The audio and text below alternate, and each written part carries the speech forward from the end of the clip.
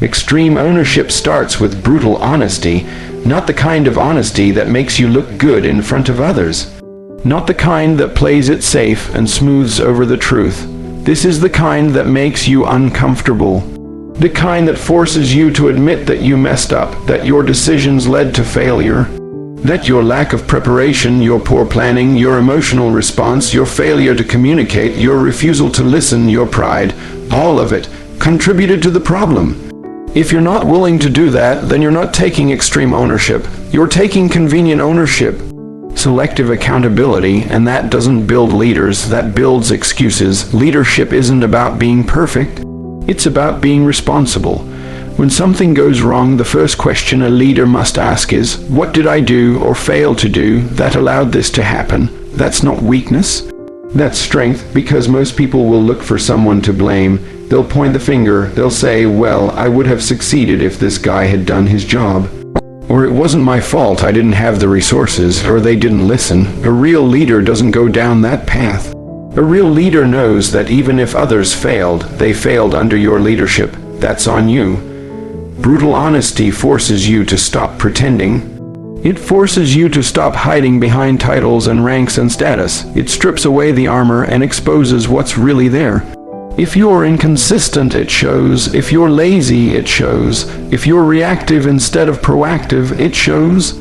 But you won't see it if you're not willing to look, and most won't look because it's painful, because it's humbling, because it requires change. But if you don't have the guts to face your flaws, you don't deserve to lead others. The mirror doesn't lie, your results don't lie. If your team is underperforming, it reflects your leadership. If there's a breakdown in communication, it's because you didn't create clarity. If there's a lack of trust, it's because you didn't build it. You can't afford to be blind to these things. You have to be ruthless with your self-assessment. You have to audit your actions daily. Not once a month, not when things fall apart. Every day, ask yourself, did I set the tone? Did I lead with discipline?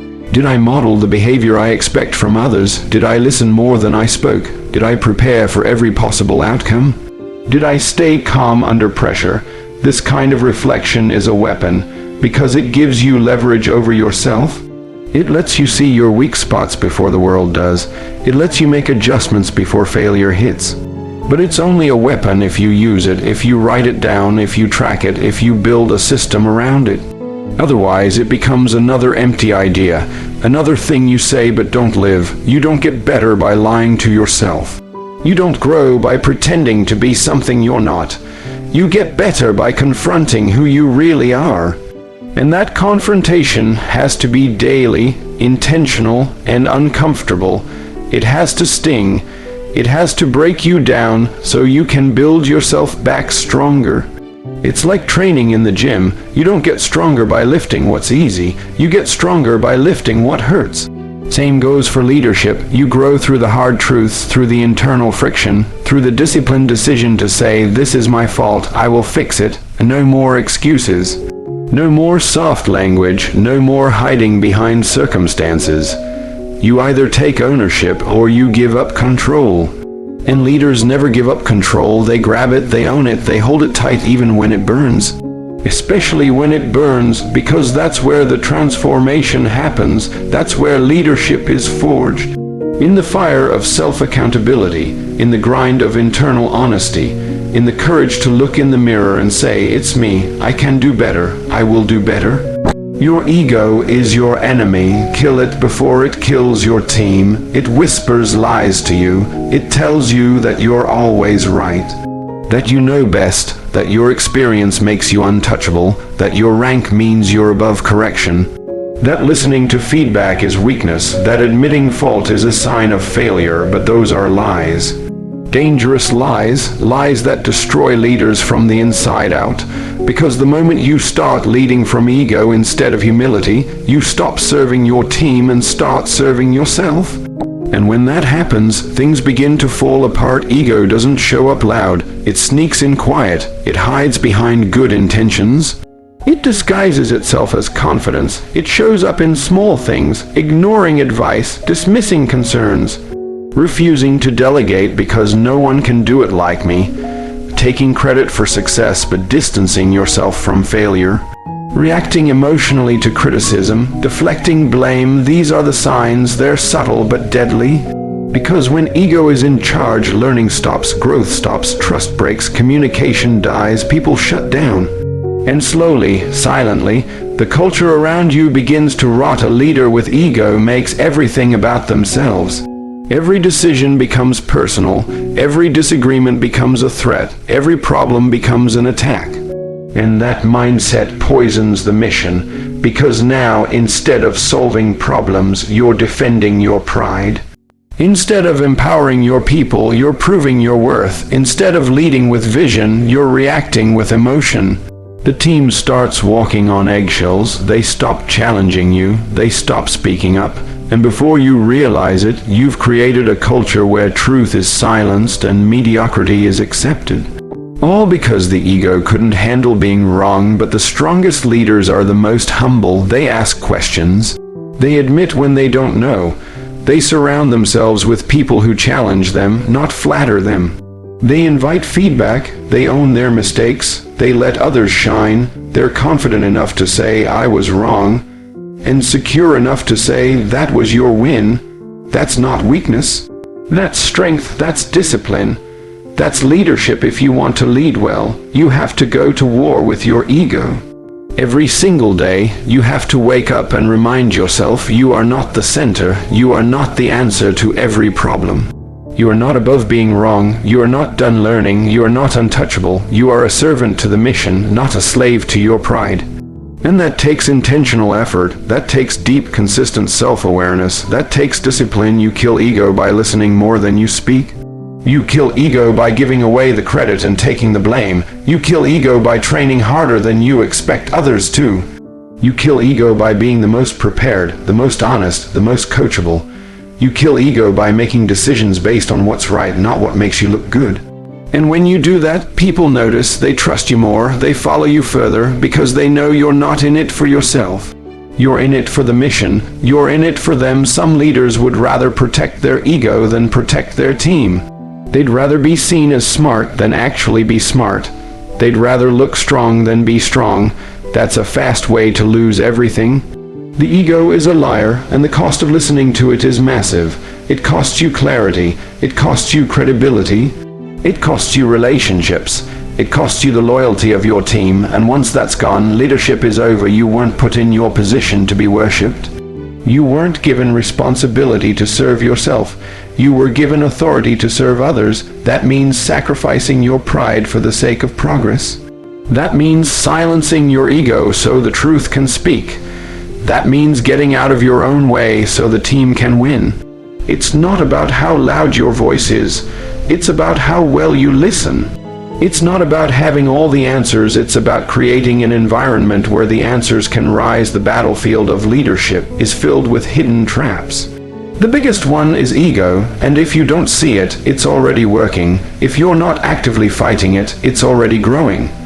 So take control, humble yourself, kill the ego before it kills everything you've worked for. Reflection without action is a lie. Sitting down and thinking about your mistakes means nothing if you're not willing to correct them. Talking about growth means nothing if you're not taking steps toward it. Leadership demands more than awareness.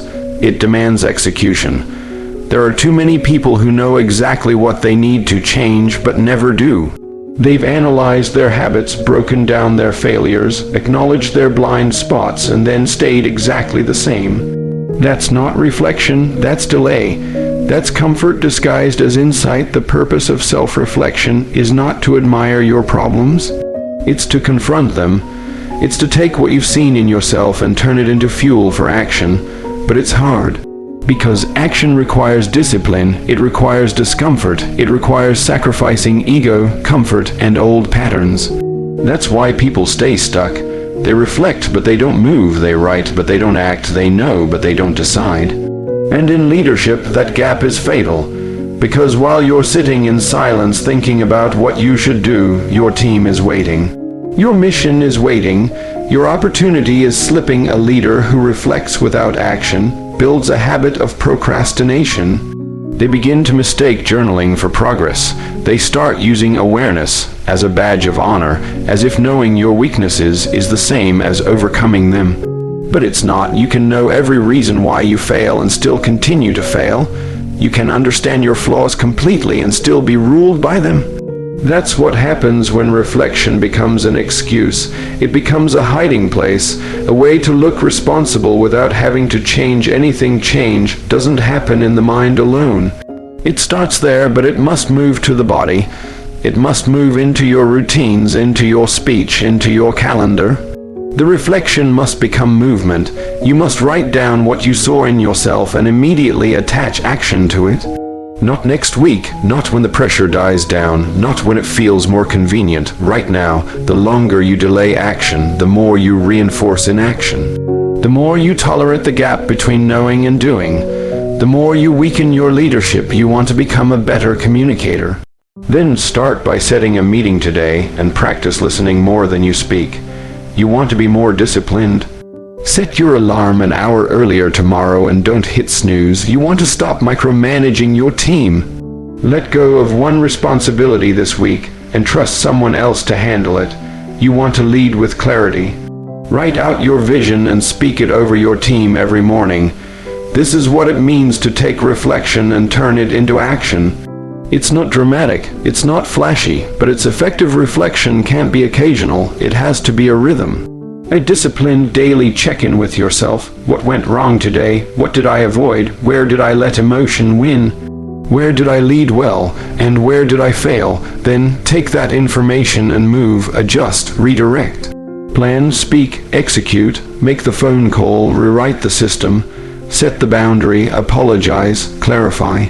Lead, because if you don't do something with what you saw, you've wasted it. Worse, you've conditioned yourself to be passive. And passivity is poison to leadership. The best leaders are not perfect, but they are proactive. They don't wait for rock bottom to change. They don't need a breakdown to course correct. They reflect, identify, and immediately execute. They hold themselves to a higher standard. They don't just think about doing better. They do better, not because it's easy, not because it's fun, but because the mission demands it, because people are counting on them. Because leadership isn't about having time, it's about making impact. Reflection is only powerful when paired with responsibility. It's only effective when it leads to motion. You can't inspire others to change if you aren't changing yourself. You can't ask your team to level up if you're still stuck in the same patterns. You can't lead forward if your own growth is paused. So every time you reflect, follow it up with one clear, deliberate action. Make that your discipline. Make that your habit. Make that your default setting, because in leadership, knowing better isn't enough. You have to do better. You have to be better. Every single day, weak habits lead to weak leadership. Destroy them relentlessly. Leadership is not a position you rise to. It's a standard you live by, and that standard is built on your daily habits. Not your motivation, not your personality, not your ability to give a good speech, but your habits. The small, invisible disciplines that no one sees, the things you do when no one's watching, those are the building blocks of who you are. And if your habits are soft, scattered, reactive, or lazy, your leadership will reflect that.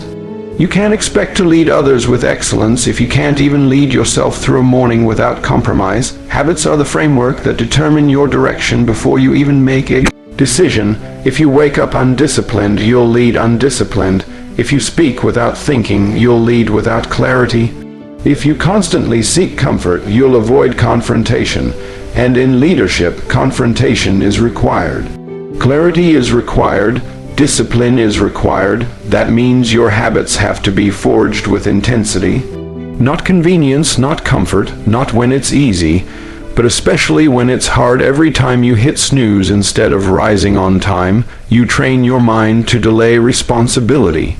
Every time you skip preparation because you've done it before, you lower your standards. Every time you choose comfort over the challenge, you weaken your edge.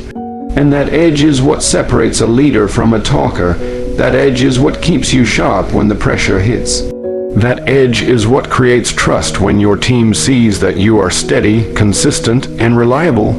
Not because you talk big, but because your habits are strong. You don't rise to the level of your goals. You fall to the level of your systems.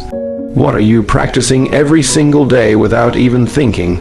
What patterns are shaping your reactions, your discipline, your mindset, your focus? If you don't define them, they'll define you. And most of the time, if left unchecked, they will pull you toward weakness. Because weakness is natural, comfort is easy, the path of least resistance will always be available. So if you don't actively destroy your weak habits, they will slowly and silently destroy your leadership. You have to go to war with them. You have to be willing to look at your day and ruthlessly cut out what doesn't serve your mission. Social media scrolling when you could be studying. Negative self-talk that steals your confidence. Poor time management that leaves you rushing and unprepared. Emotional reactivity that makes your team walk on eggshells. These aren't just habits, they are liabilities. They are cracks in your foundation, and over time they will grow, they will expand, they will become normal. And once weakness becomes normal, strength becomes foreign. Strong leadership is built in the hours that no one applauds. It's in the habits of early mornings, disciplined planning, continuous learning, honest feedback, and humble service. It's in finishing what you start. It's in being consistent when you don't feel like it. It's in saying no to distractions, even the ones that feel justified. These aren't just lifestyle choices, they're leadership imperatives. They shape your presence, they shape your words. They shape how people respond to you, because people don't follow what you say. They follow what you model. Destroying weak habits is not a one-time decision. It's a daily war. It's choosing to do the hard thing again and again. It's being the kind of leader who doesn't need motivation to do the right thing, because the right thing is already baked into your routine. It's about mastering the fundamentals so deeply that when chaos hits, you stay rooted. While others scramble, you execute. While others blame, you take ownership. While others react, you lead. Look at your day with ruthless honesty. What's helping you lead better, and what's holding you back? What small compromise have you justified that's now become a part of your identity? Where have you allowed laziness to hide behind the mask of busyness? Where have you become reactive instead of intentional? These questions aren't meant to shame, they're meant to awaken. To reveal the reality that your leadership lives or dies in the details of your discipline. A strong leader builds strong habits and protects them like armor. A weak leader allows soft habits and then wonders why everything falls apart under pressure. The difference is never accidental. The difference is daily. It's in the reps. It's in the refusal to let weakness stay. It's in the commitment to get better even when no one's looking. Especially when no one's looking, because that's when leadership is proven. In silence, in sweat, in sacrifice. In the hidden war against the weak habits trying to take your power away.